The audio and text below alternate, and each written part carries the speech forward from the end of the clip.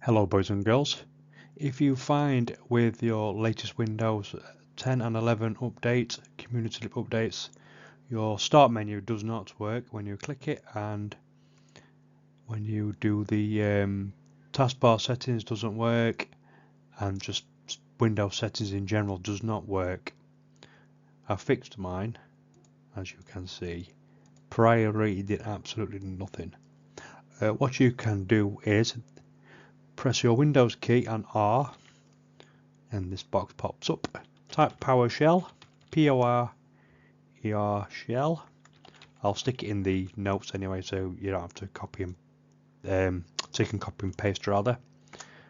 PowerShell, and then paste in this command, which will also be in the notes.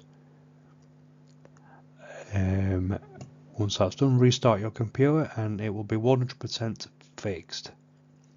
I hope this helps. Thank you very much. Like and subscribe. Peace out.